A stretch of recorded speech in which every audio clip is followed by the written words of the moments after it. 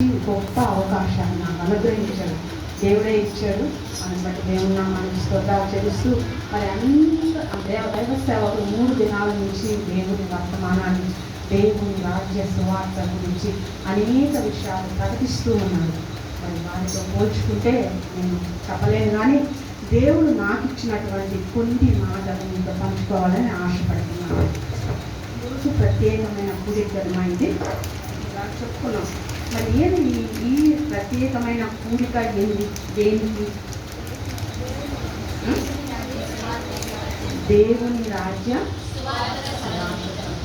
మరి మనం ఎన్నో వింటున్నాం. మనం చిన్నప్పటి నుంచి మనం క్రైస్తవులం కాబట్టి చిన్నప్పటి నుంచి ఎన్నో స్వార్థ సభలు వింటున్నాం.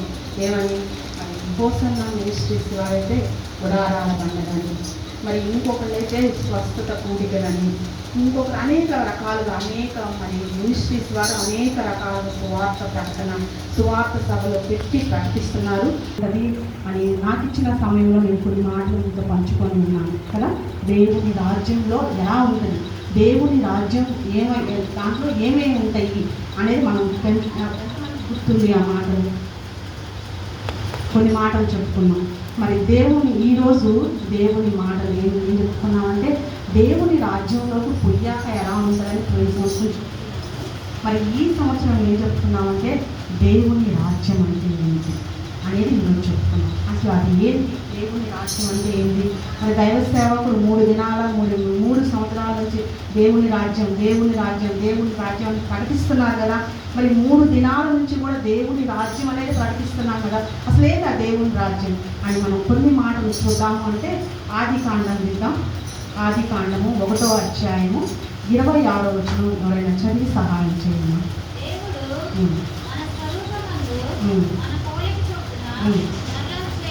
చాలు. మరి దేవుడంట సృష్టి అంతా ప్రారంభించబడిన తరువాత దేవుడు, మరి అక్కడ మనం చూసినట్లయితే అక్కడ బహువచనం ఉంది కదా, మనము అని కదా. మరి దేవుడు సృష్టి 6 దినం, 5 దినాలు సృష్టి అంతా చేసిన తర్వాత దేవుడికి ఒక ఆలోచన వచ్చింది. మరి ఇంత చక్కగా భూమిని సృష్టించాను, ఇంత చక్కగా మరి ఆకాశాన్ని, సూర్యచంద్రుల్ని, నక్షత్రాలను, గాలిని, సముద్రాన్ని, నీరును, సమస్తాన్ని సృష్టించిన దేవుడు ప్రతిదీ మంచిది మంచిది మంచిది అని యోచించిన తరువాత దేవుడికి ఒక తలంపు వచ్చింది. ఏమని? ఈ సృష్టి అంతా మనం చక్కగా ఒక ఇల్లు కట్టుకున్నాం అనుకోండి కదా. దానికి ఏం చేస్తాం మనం? ఎవరినో ఒకరంటే మనకంత స్తోమత లేదు, కానీ పెద్ద వాళ్ళు ఒక పెద్ద విల్లాస్ కట్టుకున్నా, పెద్ద మరి దాన్ని ఏమంటారు, పెద్ద టౌన్లలో మరి దాన్ని పెద్ద తోటలు వేసి కదా, వాళ్ళు చిన్న చిన్న ఇల్లు కట్టుకొని ఎవరికా ప్యాలెస్లో అలాగా వాటిని ఏం చేస్తారు, ఎవరికి ఒకరికి కదా. ఒక మనిషిని, మనకు అంత స్తోమత లేదు కానీ అలాంటి వాళ్ళు ఏం చేస్తారు, ఒక 20 ఎకరాలు పొలం వేసి దాంతో చిన్న ఇల్లు కట్టేసి ఎవరికి ఒకళ్ళు ఏం చేస్తారు, దాన్ని అక్కడ కాపాడేదానికి, దాన్ని బాగు చేసేదానికి, దాన్ని సాగు చేసేదానికి ఏం చేస్తారు, ఒక కుటుంబాన్ని అక్కడ పెడతారు కదా. అలానే దేవాది దేవుడు కూడా ఈ సృష్టి అంతా చేసిన తర్వాత ఆయనకు ఒక ఆలోచన వచ్చినట్టుంది. ఏమని? ఇంత చక్కగా చేశాం కదా, నేను ఎక్కడ ఉంటాను, సమీపింపరాని తేజస్సులో ఉంటాను. అంటే ఇది నా ఆలోచన. అది నా ఆలోచన, నాకు దేవుడు ఇచ్చిన కొన్ని చిన్న జ్ఞానాన్ని బట్టి నేను చెప్తున్నాను. నేనైతే సమీపింపరాని తేజస్సులో ఉంటాను కనుక ఈ భూమి మీద చేసిన ఈ సృష్టి అంతటిని కాపాడేదానికి ఎవరు కావాలి? ఒక మనిషి కావాలి. మరి ఇదంతా చూసుకోవటానికి మనిషి కావాలి. నేను ఇదంతా నాటుకున్నాను కదా, తయారు చేసుకున్నాను కదా, సృష్టించుకున్నాను కదా. మరి ప్రతిరోజు కూడా నేనేం చేయాలి? దీన్నంతా చూసుకోవటానికి నేను వచ్చినప్పుడు నాతో మాటలాడి, నాతో సహవాసం చేసేదానికి ఈ లోకంలో మానవులు ఉండాలని దేవుడు యోచించుకున్నాడు. యోచించుకున్న తర్వాత ఆయన చేసిన పని ఏంటంటే, మరి 2వ అధ్యాయము, అదే ఆదికాండము 2వ అధ్యాయము 7వ వచనం చదవండి. దేవుడైన యెహోవా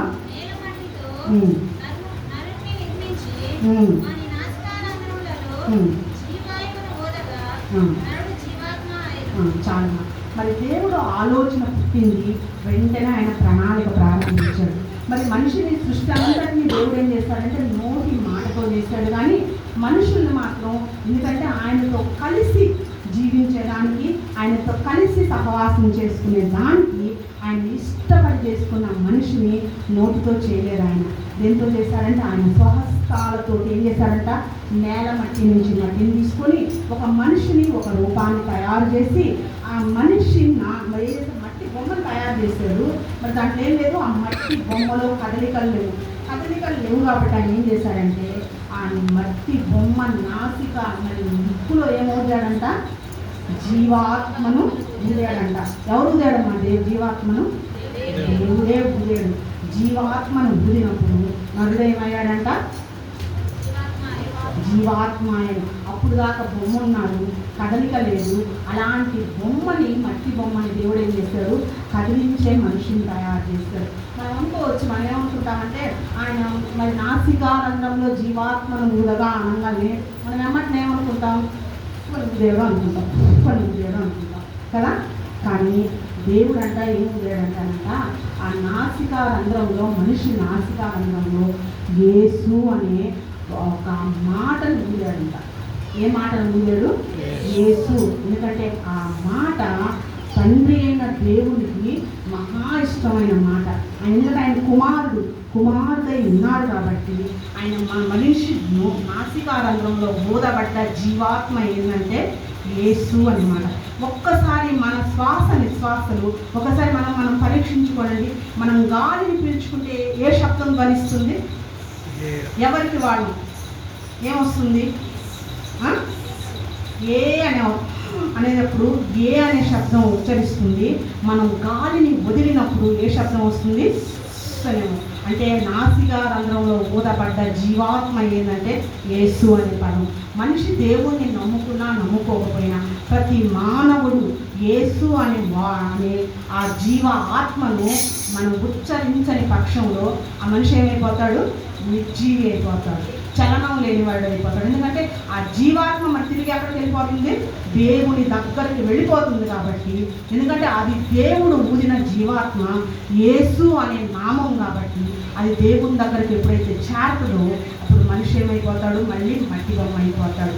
మరి దేవుడు ఇంత చక్కటి ప్రణాళిక మానవులు విడుదల చేసుకున్నాడు. ఎందుకని? మానవులతో కలిసి జీవించి వాళ్ళతో ఆయన కలిసి ఎన్నో సంవత్సరాలు యుగ యుగాలు ఉండాలని ఆశపడ్డాడు. కాబట్టి దేవుడు మనిషిని చేసుకున్న తర్వాత దేవుడు ఏం జరిగింది, ముందు ఏం జరిగింది అని అంటే అదే ఆదికాండము 2వ అధ్యాయము 16-17 వచనాలు చదవండి. మరియు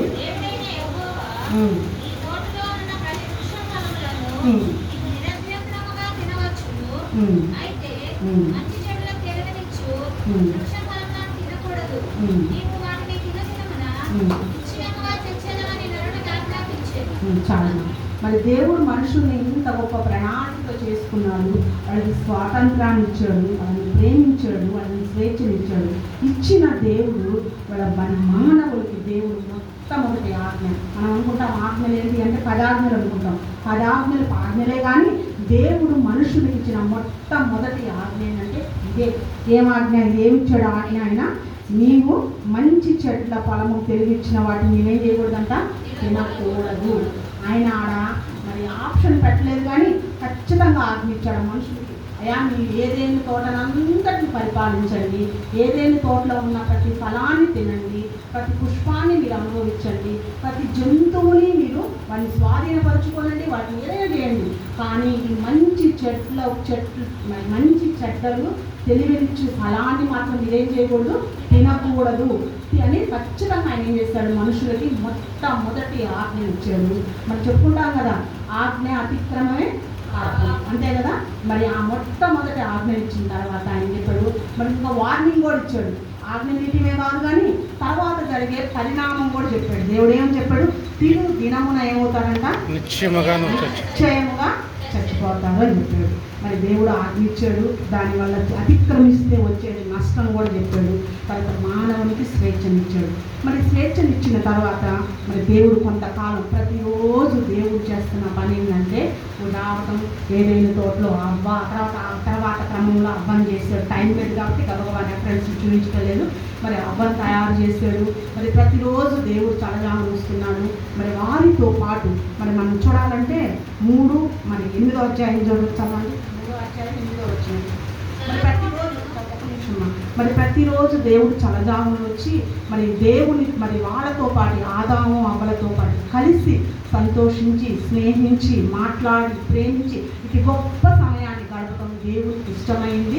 అది అలవాటుగా కూడా ఉంది. అలాంటి సమయంలో ఏం జరిగిందంటే మనకు తెలిసిన విషయమే కదా, సర్పం తెలివిగలదైంది. ఏం చేసింది, సాతాను సర్పంలో ప్రవేశించి వచ్చి ఏం చేసింది, అవ్వతో మాట్లాడటం ప్రారంభించింది. మాట్లాడిన తర్వాత అవ్వ ఏం చేసింది, ఆదాము మోసపోలేదు కానీ అవ్వ మోసపోయినట్టు దేవుని వాక్యం సెలవిస్తుంది. మోసపోయిన అవ్వ ఆ మంచి చెట్ల ఫలాలను తెలివించి ఆ ఫలాలను కొన్ని తీసుకొని తను తింటమే కాదు కానీ వెంటనే తీసుకెళ్ళి ఎవరికి ఇచ్చింది, ఆ భర్తకైనా ఆదాముకి ఇచ్చింది. ఇద్దరు తిన్నారు. మరి దేవుని వాక్యం ఏమని, దేవుడు ఏం చెప్పాడు వాళ్ళకి మొత్తం ఆజ్ఞ, దినమున నిశ్చయంగా చనిపోతామని దేవుడు ఆ వాక్యం ఆయనకి వాళ్ళకి వాగ్దానం దేవుడు చెప్పాడు. తర్వాత క్రమంలో మరి ఇప్పుడు చదవండి మా 3వ అధ్యాయం 8వ వచనం. చల్లపూటను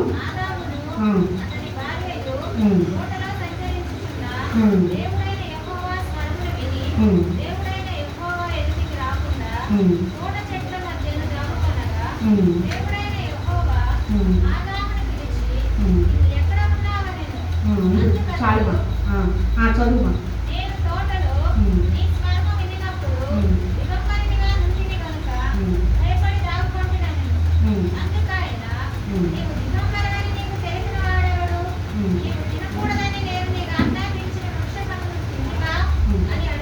చాలు. వెంటనే దేవుడు రోజు మరి ప్రతిరోజు మరి ఆయన వచ్చిన అలవాటు ప్రకారం దేవుడు ఏదేను తోటలోకి వచ్చాడు. ఏదేను తోటలోకి రావడంతో ఆయన ఏం చేస్తున్నాడు, అవ్వని ఆదాముని పిలవటం ప్రారంభించాడు. ప్రారంభించినప్పుడు వెంటనే వీళ్ళేమిటుంది, ప్రతిరోజు వాళ్ళు ఎవరి కోసం ఎదురు చూస్తున్నారు, దేవుని కోసమే ఎదురు చూస్తున్నారు. ఎందుకంటే వాళ్ళు అప్పటిదాకా మంచి చెడ్డ ఫలాన్ని మరి తెలివించే ఫలాన్ని అంటే దేవుడి మాట అతిక్రమించాలి, దేవుడు చెప్పినట్టే జీవించారు. కాబట్టి అప్పటిదాకా వాళ్ళకి ఏం లేదు, భయం లేదు, సిగ్గు లేదు, బిడియం లేదు, ఏమీ లేదు. ఎందుకంటే దేవుని వాళ్ళు కదా, మరి దేవుని మాట విన్నారు కాబట్టి, దేవుని మాటకు లోబడ్డారు కాబట్టి దేవుని కోసం ఎదురు చూడటం వాళ్ళు నేర్చుకున్నారు. కానీ ఈ రోజైతే దేవుడు చేయొద్దన్న ఫలాన్ని తిన్నారు కాబట్టి, చేయొద్దన్న పనిని చేశారు కాబట్టి దేవుని స్వరాన్ని వినంగానే వాళ్ళకి ఏమర్థమైందంటమ్మా, భయం వచ్చిందంట, సిగ్గు వచ్చిందంట, దాక్కున్నారంట.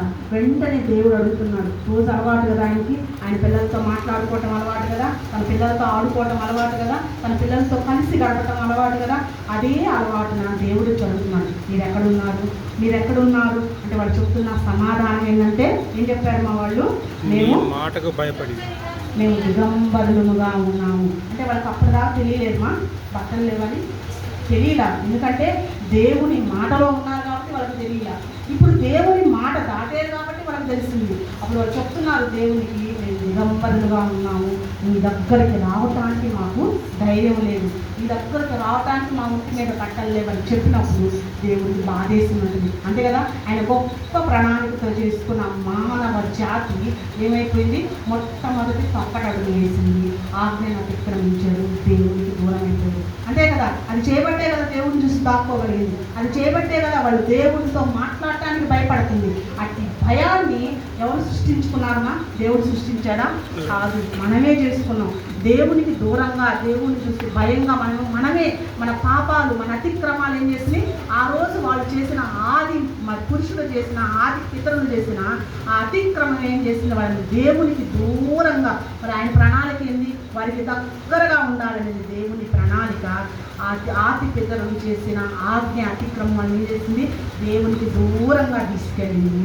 దేవుడు చాలా బాధపడి ఉంటాడు కదా, చాలా ముచ్చుకొని ఉంటాడు. అయ్యో నా బిడ్డలు, నేను నా స్వహస్తాలతో చేసుకున్నానే, నేను కలిసి ఉన్నామని చేసుకున్నానే, నేను వీరితో పాటు వీరి పిల్లలు పుట్టే వారితో పాటు అనుకొని ఉంటాడేమో బహుశా, నేను ఇంతగా అనుకున్నాను. ఎందుకంటే దేవుడు ఏమంటే, మీరు భూమిని నిండించి ఆశీర్వదించాలి, అంతే కదా రాసింది, భూమిని నిండించండి అంటే మరి బిడ్డలు పట్టే విధానాన్ని కూడా దేవుడు వాళ్ళకి అప్పటికి అనుగ్రహించి ఉన్నారు కాబట్టి ఆయన ఏమనుకున్నారు, అయ్యో నా ఇద్దరు బిడ్డలకి బిడ్డలు కొడతారు, ఆ బిడ్డలకి బిడ్డలు కొడతారు, ఆ బిడ్డలకి బిడ్డలు కొడతారు, వీళ్ళందరితో నేనేమవుతాను, ఆడుకుంటాను, సంతోషిస్తానని ఆయన సంతోషించుంటాడు. వీళ్ళ చేసిన పనిని బట్టి దేవుడు బహుగా దుఃఖపడి ఉంటాడు. దుఃఖపడిన తర్వాత దేవుడు చేసిన పని ఏంటి అని అంటే 3వ అధ్యాయం 22-23 వచనాలు చదవండి. అదే 3వ అధ్యాయము. అప్పుడు దేవుడైన యెహోవా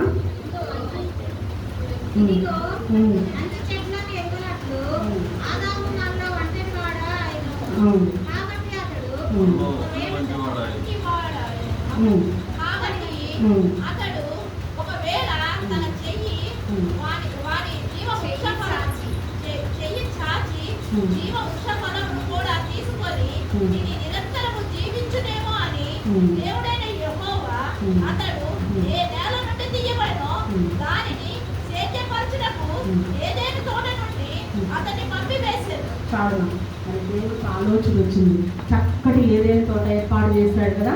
చక్కని ఏదైనా తోట ఏర్పాటు చేసిన దేవుడు వాళ్ళని ఏం చేశాడు, మరి ఇప్పుడు వాళ్ళు చేసిన పనిని బట్టి దేవుడు బాధపడి ఆ ఏదైనా తోటని దేవుడు ఆలోచన చేశాడు. అయ్యో నేను ఇంత ప్రేమించి చెప్పాను కదా, ఇంత నాతో వాళ్ళకి సహవాసం చేస్తూ నేను చెప్పాను కదా, వాళ్ళకి చెప్పినప్పటికీ కూడా వీళ్ళు ఏం చేశారు, ఆజ్ఞని అతిక్రమించారు కనుక మరి వీళ్ళని ఇక్కడే ఉంచామనుకో మళ్ళీ ఏం చేస్తారు, వీళ్ళు ఆ మంచి చెట్ల ఫలాన్ని ఎలా తిన్నారో అలానే జీవవృక్ష ఫలాలను కూడా తీసుకొని తిని ఎలా జీవితాంతము యుగయుగాలు జీవిస్తారేమో. రాత్రి మన వాక్యం విన్నాం కదా, ఎలా జీవిస్తారు ఇప్పుడు, పాపముతోనే వాళ్ళు యుగయుగాలు జీవిస్తారు.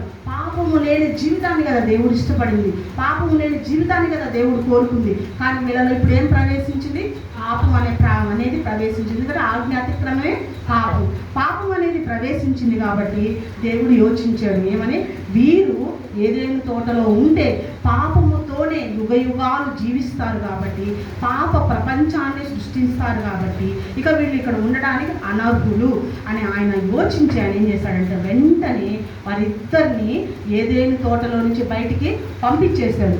పంపించి ఏదోని తోటకి కావలి ఉంచాడు. చక్కటి ఏదైనా తోటలో సృష్టించి చక్కటి ఏదైనా తోటలో వాళ్ళిద్దరిని పెట్టి ఆయన ఏం చేయాలనుకున్నాడు, ఒక రాజ్యాన్ని స్థాపించాలనుకున్నాడు. అంతే కదా, వారి పిల్లల్ని కన్నాక వారి పిల్లల తర్వాత చక్కగా కలిసి ఒక రాజ్యంగా ఏదైనా తోటలో మరి పాపము లేనటువంటి, భయము లేనటువంటి, దిగులు లేనటువంటి, సిగ్గు లేనటువంటి దేవుని రాజ్యాన్ని ఏం చేయాలనుకున్నాడు, ఆయన ఏర్పాటు చేయాలనుకున్నాడు, స్థాపించాలనుకున్నాడు.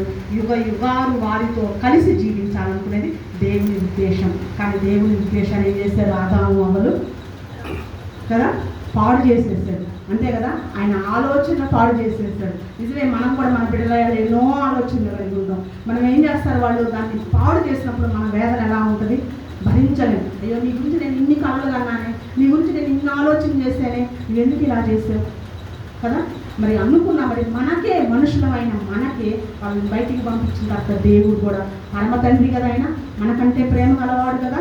అప్పుడు అనుకున్నాడు దేవుడు మరి వాళ్ళని బయటికి పంపించిన తర్వాత కొన్ని సంవత్సరాలు యుగాలు గడిచిన తర్వాత వీళ్ళు ఏం చేస్తున్నారు, ఒకవేళ దేవుడు అనుకొని ఉంటాడు వీళ్ళని బయటికి పంపిస్తే నా నుంచి దూరం చేశాను కాబట్టి వాళ్ళు వందరులు కాబట్టి ఇప్పటిదాకా వీళ్ళు ఏదైనా తోటలోనే ఉన్నారు కాబట్టి వాళ్ళు మారు మనసు పొందుతారేమో అనుకొని ఉంటాడేమో బహుశా. అందుకే వాళ్ళని పనిష్మెంట్గా బయటికి పంపించారు. దేవుని దగ్గర నుంచి దూరమైన వాళ్ళు పాపానికి బానిసలైపోయారు, పాపానికి అలవాటు పడిపోయారు. కానీ పాపం నుంచి విడుదలను వాళ్ళు పొందుకోలేకపోయారు. ఆ తర్వాత ఏం జరిగింది అని మనం చూడాలి అని అంటే మరి ప్రసంగి చూడండి మా, ప్రసంగి 12:7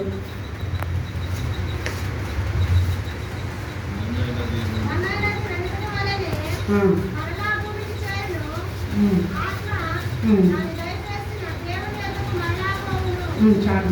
మరి ఎందుకంటే ఈ మరణాన్ని ఎవరు తెచ్చుకున్నారమ్మా, చెప్పాడు కదా ఆయన, ఈ పండు దీనిలో నిత్యముగా నువ్వేం చేస్తావు, చనిపోతావు, మరణిస్తావని చెప్పాడు కదా. మరి వాళ్ళు వస్తా ఏం తెచ్చుకున్నారు, మన ఏదైనా తోటలో నుంచి వస్తా ఏం తెచ్చుకున్నారు, మరణాన్ని తెచ్చుకున్నారు. మనుషులు పుడుతున్నారు, చనిపోతున్నారు. ఆదాము అవ్వకు దేవుడు మరణాన్ని పెట్టలేదు, కానీ వాళ్ళ అతిక్రమం వల్ల మరణాన్ని తెచ్చుకున్నారు. అయినప్పటికీ వాళ్ళు సంవత్సరాలు జీవించాడు మా ఆదాము, 700 సంవత్సరాలు, 900 సంవత్సరాలు, 700 సంవత్సరాలు. మరి అన్ని వందల సంవత్సరాలు ఆదాము బతికాడు. తర్వాత తరం కూడా 900, 700, 600, 500 అక్కడి నుంచి ప్రారంభమైన మనిషి ఆయుష్ పరిమాణము ఇప్పుడు ఎంత అయిపోయిందమ్మా, 70 కూడా ఉందా, 70 కూడా కష్టమే. ఏమైపోతుంది అంటే దేవుడు ఆ రోజు చెప్పాడు వాక్యం, వాళ్ళకి చెప్పాడు, ఆజ్ఞించాడు, నువ్వు ఈ పండు తింటే ఏమవుతావు, నువ్వు నిశ్చయంగా చచ్చిపోతావు. అంటే ఏందాడా, మా ఆజ్ఞ అతిక్రమమే పాపం వల్ల వచ్చి జీతం మరణం. అంటే పాపం చేసే మనిషి ఆయుష్ ఏమైపోతుంది, అదే మానవుడు కదా, ఆదాము మరి 900 ఏళ్ళు బతికితే మరి ఈరోజు 90 ఏళ్ళు ఎవరైనా బతకగలుగుతున్నావా? 70, 50, 40, 9 రోజులకు కూడా నిమిత్తం లేని ఆయుష్ మనది అయిపోయింది. ఎందుకని? పాపం కదా. మరి దేవుడు ఆలోచన చేస్తుంటాడు, అయ్యో నేను మట్టితో మనిషిని చేసాను, నా జీవాత్మను ఊదేను, మరి మట్టి ఏమైపోతుంది? తిరిగి మಣ್ಣి అయిపోతుంది, కలిసిపోతుంది భూమిలో. ఆత్మ ఎదేస్తుంది? అది ఎవరు ఊదిన ఆత్మ? ఏ మాటతో ఉచ్చరించబడిన ఆత్మ? యేసు అనే పవిత్రమైన నామంతో ఉచ్చరించబడిన ఆత్మ వ్యర్థంగా పోవటం, అనామకంగా వెళ్ళిపోవటం దేవుడు చూడలేకపోయాడు. చూడలేక ఆయన మళ్ళీ ఆలోచన ప్రారంభించాడు. సృష్టిలో ఎలా ఆలోచన చేశారో మనము అన్నట్టు మళ్ళీ తిరిగి యోచన చేశారు. ఎవరు? తండ్రి, కుమార, పరిశుద్ధాత్మ, త్రియేక దేవుడు మళ్ళీ ఆలోచన చేశారు. ఇలానే వదిలేస్తే ఈ మనుషులు ఏమైపోతున్నారు? రోజు రోజుకి భ్రష్టత్వంలోకి వెళ్ళిపోతున్నారు, మనకి దూరంగా జరిగిపోతున్నారు. మారు మనసు రావటల్లా, ప్రవక్తలను పంపించాం, మారు మనసు రావటల్లా. మరి ఏం చేస్తున్నారు? బలులు అర్పించడానికి నేర్చుకున్నారే కానీ దాన్ని మార్చుకోలేకపోతున్నారు. కనుక అలా కాదు, అలా చేయకూడదు, దీనికి ఏదో ఒకటి చేయాలి. ఏం చేయాలి అంటే మళ్ళీ మనుషుల్ని ప్రేమించాలి. మనం మనుషులకున్న పాపాన్ని తీసివేయాలి. ఏదేను తోటలో మనం ఆశించిన ఆ దేవుని రాజ్యాన్ని మళ్ళీ మనం ఏం చేయాలి? ఏర్పాటు చేయాలి. ఆ దేవుని రాజ్యంలోకి మన బిడ్డలందరినీ చేర్చుకోవాలని మళ్ళీ దేవుడు ఆలోచించి ఏం చేశాడు అని అంటే మళ్ళీ ఏం చేశాడు? ఎందుకంటే మరి ఆయన ఆలోచించిన తరువాత మరి దేవుడు తన కుమారుని, మనందరికీ తెలుసు కదా, మరి ఆయన యేసు ప్రభువునే మరి పరలోక రాజ్యంలో ఉన్న ఆయన్నే ఈ భూమి మీదకి మనుష్య కుమారునిగా పంపించాడు. పంపించిన తర్వాత మనందరికీ తెలుసు 33.5 సంవత్సరం ఈ లోకంలో జీవించిన ఆయన ఏం చేశాడు? అనేక మాటలు మరి దేవుని గురించి మరి ఆయన ప్రకటించాడు. ఎందుకంటే ఆయన పరిశుద్ధుడు కనుక, ఆయన పరిశుద్ధతతోనే ఆయన మన ఆత్మ, ఎందుకంటే మరి ఆయన పెట్టిన మనిషిలో పెట్టిన ఆత్మ మట్టి అయితే శరీరం అయితే మట్టిలో కలిసిపోతుంది. ఆత్మ అనేది వ్యర్థం కాకూడదని దేవుని తలంపుతోటి కుమారుడు వచ్చి ఇక్కడ ప్రకటించాడు. ప్రకటించిన తర్వాత ఆయన ఏమని ప్రకటించాడని మనం చూడాలి అంటే యోహాను సువార్త చూద్దాం. యోహాను సువార్త 18వ అధ్యాయం 37వ వచనం చదవండి మా. అందుకు పిలాతు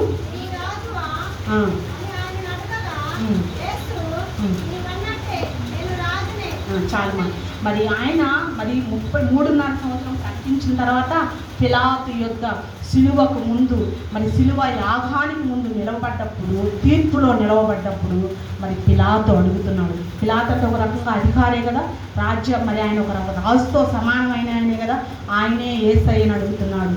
నువ్వు ఎవరు? రాజువా అంటే దేవుడు చెప్తున్నాడు. ఏం చెప్తున్నాడు? నేను కాదన్నాడా? నువ్వు అన్నట్టే కాదు, నువ్వు అన్నట్టు నేను ఎవరిని? రాజునే. ఎందుకని అన్నాడు ఆ మాట? ఎందుకంటే ఆయన రాజే, ఆయన రారాజే. ఆయన ఈ లోకంలోకి వచ్చింది దేనికి? రాజ్యాన్ని స్థాపించడానికే వచ్చాడు. ఆయన ప్రాణం పెట్టి రాజ్యాన్ని స్థాపించడానికే వచ్చాడు. కాబట్టి ఆయన మాట ధైర్యంగా చెప్పగలిగాడు పిలాతు యొక్క. అవును, నేను రాజునే, నేను రాజ్యాన్ని స్థాపించడానికి ఆయన ఉద్దేశం అదే కదా. మరి పిలాతు తెలియక అడిగి ఉండొచ్చు, కానీ యేసయ్య మాత్రం తెలిసి ఖచ్చితంగా చెప్పాడు. ఏమని? నేను రాజ్యాన్ని స్థాపించడానికే వచ్చాను కాబట్టి నేను రారాజునే, నా రాజ్యాన్ని నేను స్థాపించబోతున్నానని ధైర్యంగా పిలాతుతో దేవుడు చెప్పినట్టు. ఆ తర్వాత 36వ వచనం చదవండి. దేవుడు చెప్తున్నాడు, నేను రాజునే కానీ, నేను రాజ్యాన్ని స్థాపించడానికి వచ్చానే కానీ ఆ రాజ్యము ఎట్టాడంటమా? ఈ లోక సంబంధమైన రాజ్యము కాదు. ఎందుకంటే ఒకవేళ నువ్వు భయపడుతున్నావేమో, నీ తర్వాత ఈ రాజ్యాన్ని నేను తీసుకుంటాను, నేను జయించుకుంటాను, నేను దీన్ని లాక్కుంటానని నువ్వు అనుకుంటున్నావేమో, కానీ నాది రాజ్యం మాత్రం ఈ లోక సంబంధమైనది కాదు. మరి ఏ సంబంధమైన రాజ్యం అయింది? ఆయన ఖచ్చితంగా చెప్తున్నాడు, నేను రాజునే, నేను రాజ్యాన్ని స్థాపించడానికి వచ్చానని చెప్తున్నాడు. మరి ఆయన చెప్తున్నాడు, నా రాజ్యము ఈ లోక సంబంధమైనది కాదు. మరి రాజ్యాలు ఎలా సంపాదిస్తామా? మనకు చరిత్ర జరుగుతుంది. మరి రాజ్యాలు మొఘల్ రాజులు కానీ కదా, మరి ఈ రాజ్యాలని ఎలా స్థాపించబడ్డాయి? ఒకరి మీద ఒకరు చంపుతారు, యుద్ధాలు చేసి యుద్ధాల ద్వారా స్థాపించబడ్డాయి రాజ్యాలు. మరి ఇప్పటి రాజ్యాలు ఎలా స్థాపించబడుతుంది? రాజకీయంగా రాజకీయ హక్కు ద్వారా. ఓటు హక్కు అవును ద్వారా. కదా? ఓటు హక్కు ద్వారా ఇప్పుడు రాజ్యాలు స్థాపించబడుతున్నాయి. మరి వెనకటి చరిత్రలో మనం చూసుకుంటే ఎలా స్థాపించబడ్డాయంట? మరి యుద్ధాల ద్వారా స్థాపించబడింది. కానీ దేవుడు పిలాతుకి ఇచ్చిన మాట ప్రకారం, పిలాతుతో హెచ్చరించిన మాట ప్రకారం, ఆయన వచ్చిన తన తండ్రికి ఇచ్చిన మాట ప్రకారం మరి తన రాజ్యాన్ని ఆయన ఏం చేశాడంట? ఏర్పాటు చేసుకున్నాడంట. ఎలా ఏర్పాటు చేసుకున్నాడు? మరి లోకం వైపు ఈ విధంగా ఏర్పాటు చేసుకున్నాడు. మరి సర్వోన్నతుడు పరలోకపు తండ్రి సమీపింపరాని తేజస్సులో నివసిస్తున్న ఆ యేసయ్య ఎలా తన రాజ్యాన్ని స్థాపించాడు, ఎలా ఆ రాజ్యాన్ని ఏర్పాటు చేసుకున్నాడు అనేది మనం తెలుసుకోవాలంటే ప్రకటన 5:10 చదవండి. ఆ పెద్దలు ఆ బండను తీసుకొని దాని ముద్రను విప్పుటకు యోగ్యుడవు. నీవు వధింపబడిన వాడవై నీ రక్తమిచ్చి ప్రతి వంశములోను ఆయా భాషలు మాట్లాడేవారిలోను ప్రతి తెగలోను ప్రతి జనములోను దేవుని కొరకు తన రాజ్యాన్ని ఎట్లా స్థాపించాడు? మన దేవుని రాజ్యాన్ని తన రక్తం ద్వారా. తనకు ఒక రాజ్యాన్ని స్థాపించుకున్నాడు. చదువుకున్నాం కదా వాక్యం. ఎలా స్థాపించాడంట? ఆయన తన రక్తం రక్తం ఇచ్చి ఏం చేశాడు? తన రక్తం ఇచ్చి, తన ప్రాణం ఇచ్చి మనుషుల్ని కొన్నాడు, మనుషుల్ని కడిగాడు, మనుషుల్ని సంపాదించుకున్నాడు. వీళ్ళందరినీ ఎవరికి ఏర్పాటు రాజ్యంగా తయారు చేశాడంటమా? తన దేవునికి కదా. అంతే కదా? మా దేవునికి నీవు రాజ్యాన్ని స్థాపించావన్నాడు. యేసయ్య ఈ లోకంలోకి వచ్చి ఆదాము అవ్వలు మరి దేవునితో ఉన్న తత్సంబంధాన్ని ఎలా ఏదేను తోటలో పోగొట్టుకున్నారో, ఆ పరిశుద్ధతను ఎలా పోగొట్టుకున్నారో, మరి ఎలాగైతే దేవునికి దూరంగా ఉన్నారో ఆ దాని విధానాన్ని అంతటిని దేవుడు ఏం చేశాడు? ఆ రక్తంతో కడిగాడు, ఆ ప్రాణం పెట్టి కొన్నాడు. ఆయన ఏం చేశాడు? తన దేవునికి, తన తండ్రికి ఒక రాజ్యాన్ని సంపాదించాడు. ఆ రాజ్యం ఎవరిదంట? దేవుని రాజ్యం. ఏది? అదే కదా రాసింది ఆయన. మా దేవునికి నువ్వేం చేస్తావంట? ఒక రాజ్యాన్ని సంపాదించాడంట. అంతే కదా? అదేనా? మా దేవునికి నా చదవండి మన కళ్ళు పని.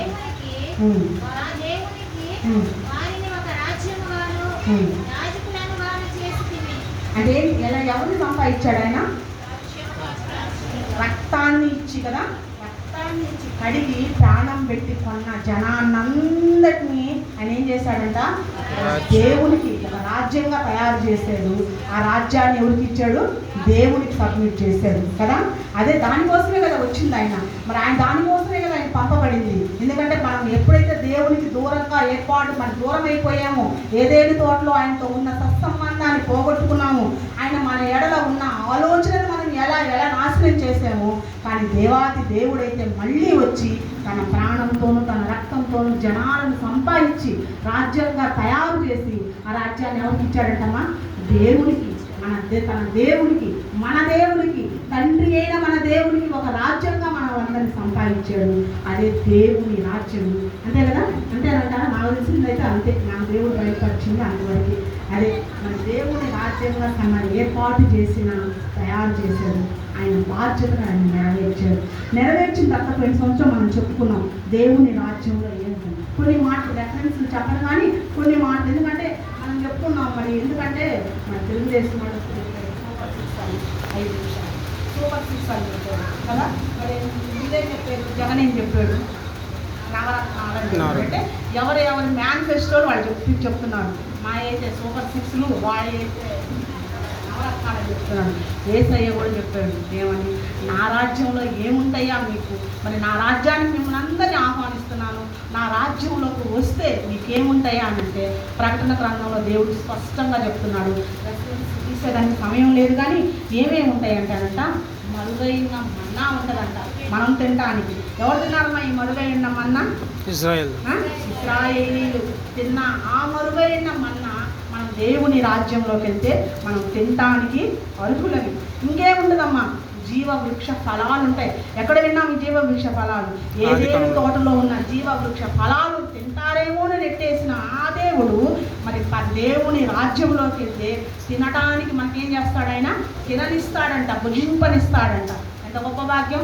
ఇంకా ఏముంటాయి దేవుని రాజ్యంలో అంటే మనకి ఇప్పుడు దాకైతే అది దాని పేరు ఉంది. కానీ దేవుని రాజ్యంలో దేవుడు నీకు మాత్రమే తెలిసిన ఒక క్రొత్త పేరు నీకు ఇవ్వబోతున్నాడు. ఎంత గొప్ప సన్నిధి విధానం, అవునా? తల్లిదండ్రులు పెట్టిన పేరు ఇది, కానీ దేవుడు నీకు ఒక క్రొత్త పేరు ఇవ్వబోతున్నాడు. ఇంకేముంది దేవుని రాజ్యంలో అంటే తెల్లని వస్త్రాలు ఉన్నాయంట. ఇంకేముంది దేవుని రాజ్యంలో అంటే ఆయన దేవుని ఆలయంలో మనల్ని ఏం చేయబోతున్నాడు? ఒక స్తంభంగా చేయబోతున్నాడు. ఇంకేముంది దేవుని రాజ్యంలో అంటే ఆయనతో పాటు ఆయనతో పాటు సింహాసనం యొక్క కూర్చొని మనం ఏం చేయబోతున్నాం? పరిపాలన చేయబోతున్నాం. మరి ఇలాంటి దేవుని రాజ్యం మరి ఇక్కడ ఇంకా ఉన్నాయి. నేను అవన్నీ రాయదలుచుకోలేదు, చెప్పదలుచుకోలేదు. ఈ సూపర్ 6 ఎవరికి కావాలి? మరి వచ్చినోడు ఎవరైనా మోసం చేయొచ్చు, కానీ దేవుడు మాట్లాడుకుంటాడు కదా. మరి దేవుడు ఇంకా ఉన్నాయి, నేను చెప్తున్నాను. ఇంకా ప్రజెంట్ ఈ సూపర్ 6 అయితే ఎవరికి కావాలి? ఎవరు కావాలి, ఎవరు పొందుకోవాలని ఆశపడుతున్నారో వాళ్ళందరం ఎక్కడికి ప్రవేశించాలి? దేవుని రాజ్యంలోకి ప్రవేశించాలి. మరి ఏదేని తోటలో పోగొట్టుకున్న దేవుని రాజ్యాన్ని యేసయ్య రక్తంతో మళ్ళీ తిరిగి సంపాదించి దేవుని రాజ్యంగా ఆయన ఏం చేస్తున్నాడు? 2000 సంవత్సరాల నుంచి నిన్ను నన్ను మనందరి రాజ్యంగా పోగు చేస్తున్నాడు. కనుక మనం కూడా ఏం చేయాలి? దేవుని రాజ్యాన్ని పోగు చేయాలి. మరి సరే, ఇదంతా బాగానే ఉంది. ఈ దేవుని రాజ్య సువార్తలో దేవుడు మనకిస్తున్న వాగ్దానం ఏంటి అని మనం చూడాలి అంటే ఇంకొక రిఫరెన్స్ అయిపోయింది. లూకా సువార్త 12వ అధ్యాయము 32వ వచనం చదవండి. లూకా సువార్త 12 అధ్యాయము 32వ వచనం చదవండి.